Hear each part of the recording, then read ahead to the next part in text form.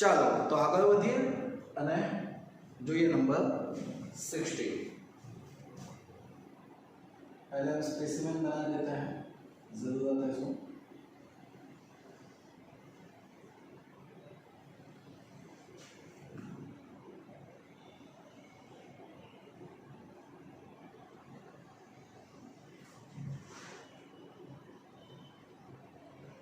Plate, particulars, RF, habit.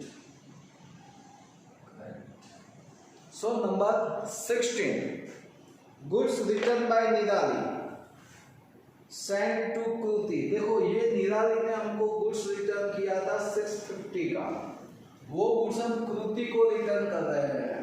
But देखो निराली को जो गुड्स सेल किया था वो 15,000 का गुड्स था, उसमें प्रॉफिट ऐड करके हमने दिया था, तो प्रॉफिट अब निकालना पड़ेगा।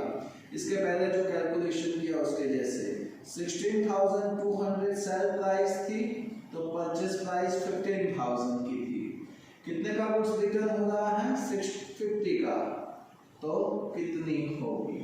Cross multiplication 650 into 15,000 divided by 16,200, so amount is a 610.87 something ऐसा कुछ है। तो पॉइंट में आंसर आ रहा है तो हम टोटली 602 रुपीज दे देंगे, पॉइंट हम नहीं लिखेंगे। सो ये गुड्स हमने किसको रिटर्न किया? कृति को। So Kriti is a receiver, receiver को हम डेबिट करेंगे, Kriti account debit to goods goes out, यानी कि परचेस रिटर्न है, सो लिखेंगे purchase return account, amount is 602। चलिए आगे बढ़ते हैं नंबर 17 पे। A machine purchase for 7,000 and paid 500 cash for installation of machine. 7,000 का हमने मशीन परचेस किया है, इंस्टॉलेशन चार्ज 500 पेड किया। तो मैंने पहले ही बोला कोई भी एसेट्स परचेस करते हैं तो उसके जो भी एक्सपेंस होता है इंस्टॉलेशन का वो मशीन में क्या हो जाता है? ऐड होता है। यानी कि मशीन कितने में मिला? टोटल 7,000 प्लस 500 यानी कि 7,500। तो उसकी जनरल एंट्री लिखेंगे मशीन कम्स इन,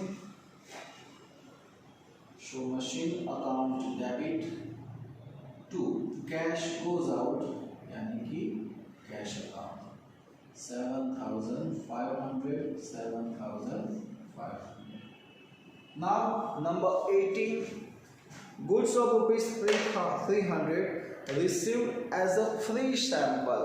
300 का गुड्स हमको फ्री में मिला, so it's a non economic transaction, right. Now उसके बाद देखते हैं number 19, after deducting 100 rupees discount cheque issue to royal stores as a final settlement.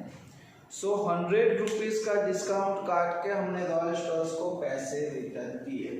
तो चलो मैंने याद करने को बोला था, रॉयल स्टोर्स को टोटल कितना देना था? 30,000, उसमें से 500 का गुड्स हमने रिटर्न किया, यानी कि टोटल अमाउंट कितनी बाकी रहती है? अब 29,500 देने का बाकी रहता है। तो हमने 100 रुपीज डिस्काउंट काट के बाकी का पैसा रॉयल स्टोर्स को दिया। So Royal Stores is a receiver, तो यहाँ पे लिखा जाएगा Royal Stores account debit, total amount थी 29,500 टू बैंक अकाउंट। कितने का हमने चेक दिया? तो 100 रुपीज काट के, यानी कि 29,400 का, और 100 रुपीज काटे हैं, इट्स कॉल्ड अ डिस्काउंट, और कैश डिस्काउंट बोला जाएगा, तो टू डिस्काउंट। नेक्स्ट, निराली deduct allowance 50 rupees and settle the amount. निराली ने 50 रुपीज काट के बाकी की अमाउंट का पेमेंट किया। तो देखो ये रहा, निराली के पास से टोटल लेना था 8100, उसमें से उसने गुड्स रिटर्न किया था 650 का, सो माइनस करते हैं 50 रुपीज 4 एंड 7, टोटल अमाउंट लेने की हो रही है 7450, उसमें से उसने 50 रुपीज काट के कितनी अमाउंट दी 7400। यहाँ पे कुछ बोला नहीं है तो कैश दिया है, so cash comes in, so cash account debit to, sorry discount account debit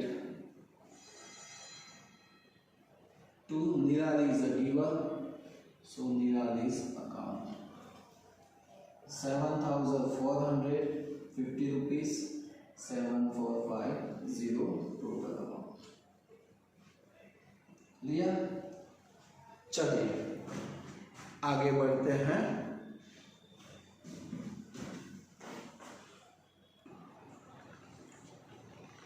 next number 21, on account of Bhaumik, paid cash 5000 and issue a check for remaining balance and settle account। चलिए भौमिक के पास से कितना लेना था, तो देखो 23,400 लेना था, उसमें से उसने हाफ अमाउंट दे दी थी, राइट।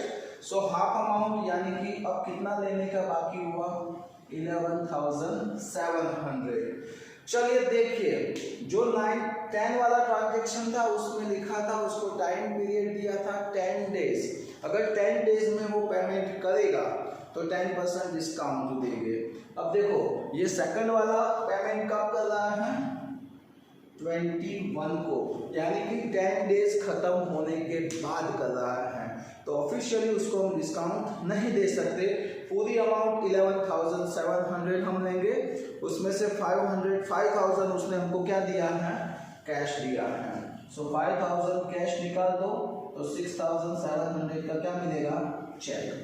तो चलिए इतने पैसे आ रहे हैं कम्स इन यानी कि debit, so bank account debit 6,700, cash भी मिल रहा है, so cash account also debit 5,000 to Bhaumik account, Bhaumik is the giver, total amount 11,700 rupees। Now number 22,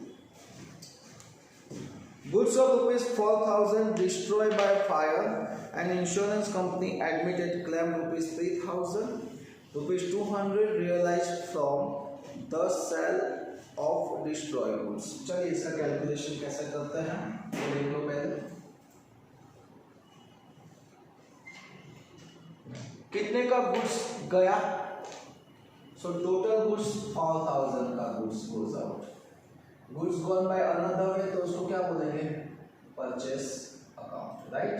अब देखो कितने का गुड्स गया, कितना इंश्योरेंस कंपनी दे रही है, सो 3,000 रुपीज इंश्योरेंस कंपनी दे रही है, और इसका जो स्क्रैप था वो सेल किया तो हमको कितना रुपीज मिला 200 रुपीज हमने सेल किया तो कैश मिला, यानी कि टोटल 3,200 रुपीज मिले। अभी भी 800 रुपीज कम पड़ रहे हैं तो इतना नहीं मिला, तो इट्स कॉल्ड अ लॉस। तो इसका मीनिंग ये हुआ कि 4,000 का टोटल गुड्स फायर में जल गया, उसमें से 3,000 इंश्योरेंस कंपनी देगी, 200 रुपीज हमने जो स्क्रैप था उसको सेल किया, यानी कि टोटल 3,200 कवर हुआ, 4,000 में से 3,200 कवर हुआ तो कितना लॉस हुआ 800। चलिए इसकी जर्नल एंट्री कैसे करेंगे, सो इंश्योरेंस कंपनी के पास से लेना है, so insurance company account debit, cash हमको मिला, so cash account also debit 3,200 और 800 का क्या हुआ लॉस, तो loss by fire account debit to goods goes out यानी कि purchase account, total amount is 4,000। चलिए अब आगे बढ़ने के लिए और स्पेसिमेन बनानी पड़ेगी।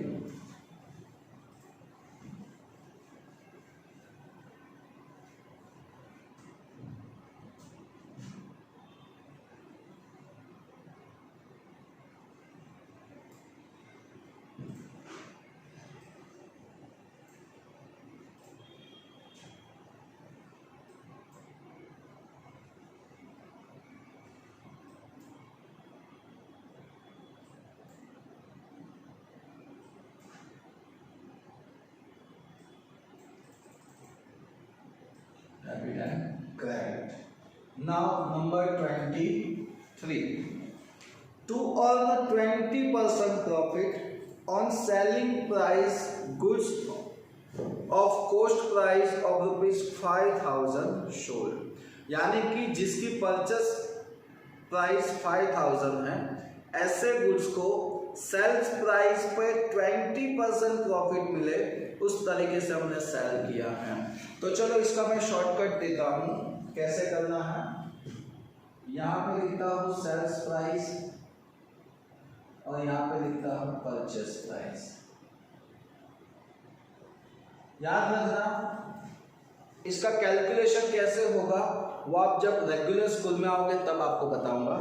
अगर सेल्स प्राइस का 20% बोला है तो परचेस प्राइस का 25% होता है।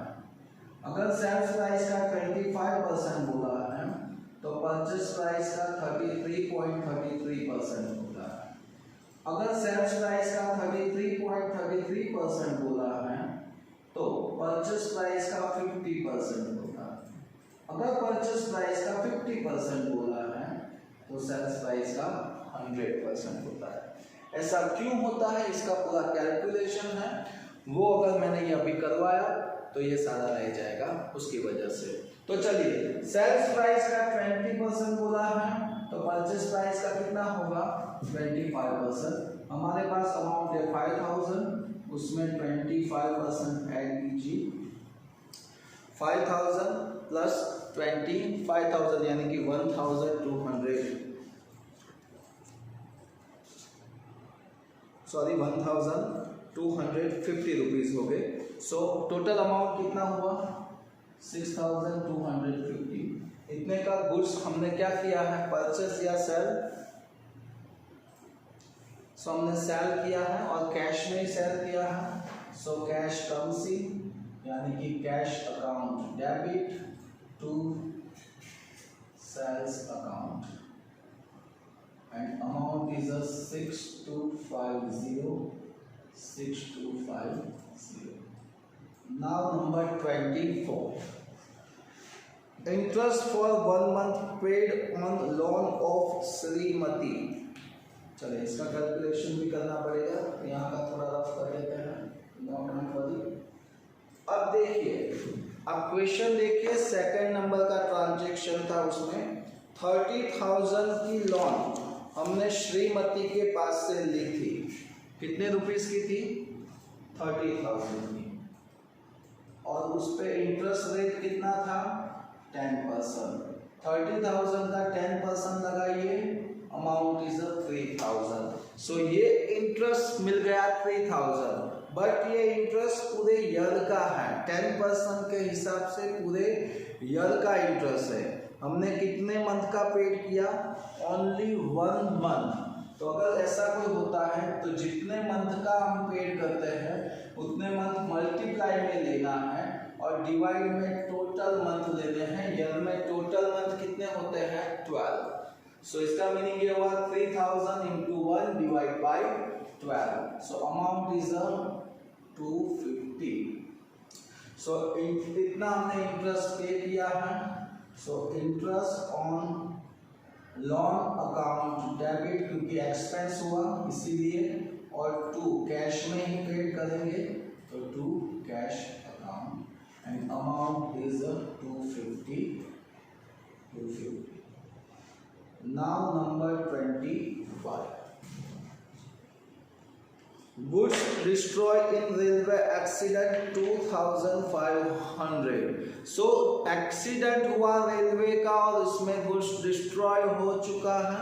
सो इंश्योरेंस कुछ नहीं था तो लॉस हुआ। तो लॉस ऑलवेज डेबिट होता है, तो loss bye railway account debit to goods goes out by another way, so it's called a purchase account. To purchase account, total amount 2,500. Next, उसके बाद देखते हैं नंबर 26। नंबर 26 क्या है? 50 share of Adani power limited purchase eight market price of ₹300 पर share. हमने 50 rupees का share, वैसे 300 शेयर अदानी के परचेस किए, यानी कि टोटल कितने के परचेस किए? 15,000 के। आगे देखते हैं। And including 2% brokerage amount paid by cheque, और 2% ब्रोकरेज, तो इसका 2% कीजिए, तो 15,000 का 2% यानी कि 300 रुपीज। ये हमने क्या पे किया? ब्रोकरेज, यानी कि टोटल अमाउंट 15,300 पेड किया। तो देखो, हमने शेयर परचेस किया है, तो share is a one type of assets, तो शेयर को परचेस करने के लिए या फिर एसेट्स परचेस करने के लिए जो भी एक्सपेंस होता है वो एसेट्स की वैल्यू में क्या हो जाता है? प्लस किया जाता है।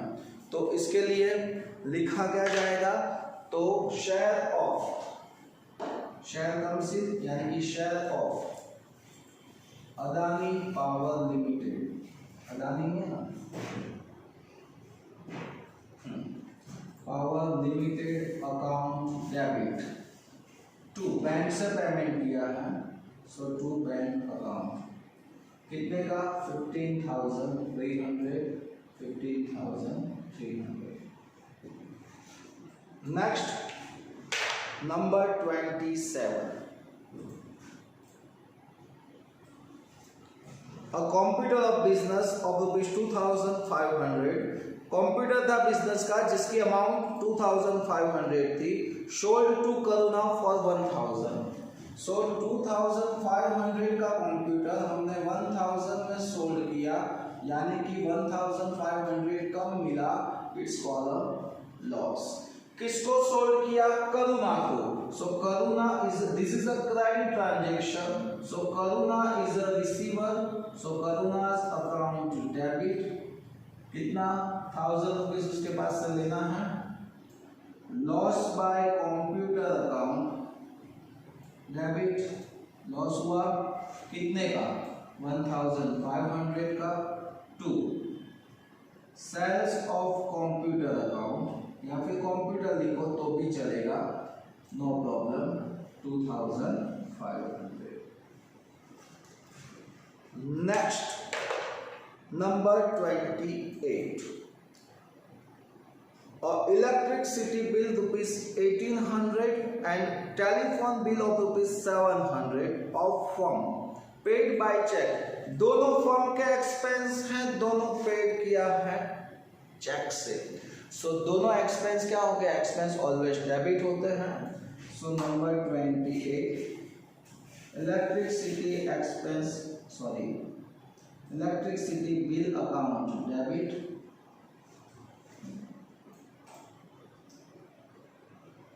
Telephone bill account debit, to cheque से पेमेंट किया है तो बैंक अकाउंट।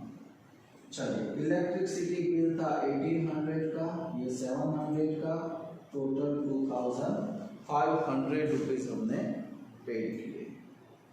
नेक्स्ट नंबर 29, अब इसमें भी फर्स्ट एंड सेकंड है। क्या है? Bank has credited 200 for interest, पहले वो ले लेते हैं।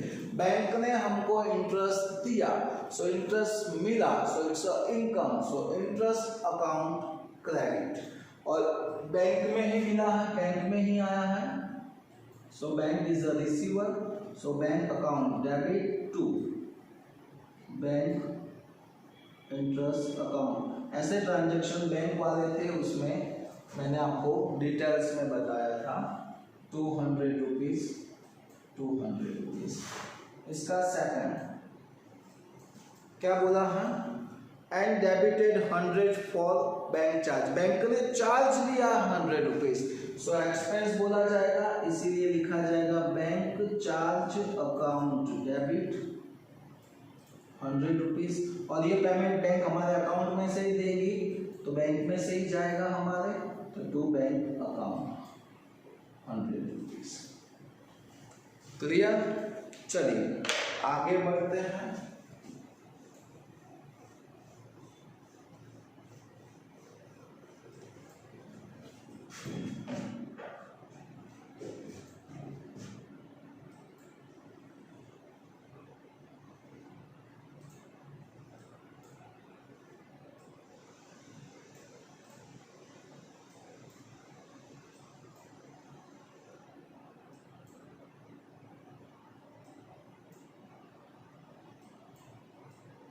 Number 30.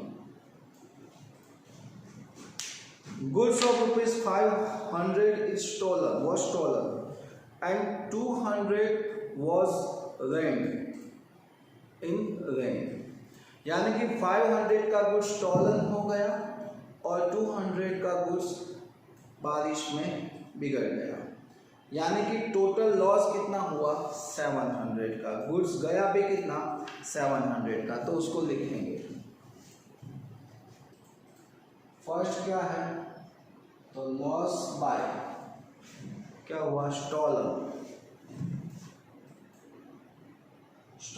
अकाउंट डेबिट 500, फिर loss by rain account debit rupees 202, goods goes out यानी कि purchase account rupees 700, and last one 31 is obtain change for 100 rupees का 1000 रुपीज का हमने छुट्टा करवाया, but currency note of 100 was duplicate, nothing can realise. 100 rupees की note duplicate निकली, उसका हमको कुछ नहीं मिल पाएगा। सो क्या बोला जाएगा इसको, मैंने आपको पहले ही बताया था 10 रुपीज की नोट रिटर्न बाय गॉड। सो मैंने बोला था तब आप सनरे एक्सपेंस भी लिख सकते हो, सनरे लॉस भी लिख सकते हो, उसमें हमने एक्सपेंस लिखा था तो इसमें हम लॉस लिखते हैं। सो सनरे loss account debit to cash goes out यानी कि कैश अकाउंट एंड रुपीज 100। अब इसका टोटल तो पॉसिबल नहीं है, बट बुक्स में देख के मैं लगा सकता हूँ 3,94,642, 3,94,642।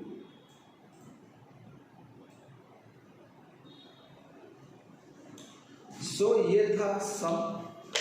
अब इसके बाद इलस्ट्रेशन नंबर 13, 14, 15, 16 ऐसे काफ़ी सारे सम हैं, आई थिंक 19 तक हैं, बट वो सारे के सारे जीएसटी रिगार्डिंग हैं। और जीएसटी वाले सम कोरोना की वजह से ये जो 30% कोर्स कम हुआ है, तो जीएसटी वाले सम नहीं हैं, तो इसीलिए हम ये चैप्टर यहीं से ही फिनिश करते हैं और नेक्स्ट लेक्चर में हम नए चैप्टर यानी कि चैप्टर नंबर 6 स्टार्ट करेंगे। बट ये जीएसटी वाले सम भी आपको सीखना ज़रूरी है, तो जब भी रेगुलर स्कूल स्टार्ट होगा तब हम ये जीएसटी वाले सम आपको एडिशनल करवा देंगे, अलग से करवाएंगे। तो आज के लिए इतना ही रखते हैं। जय हिंद, जय भारत।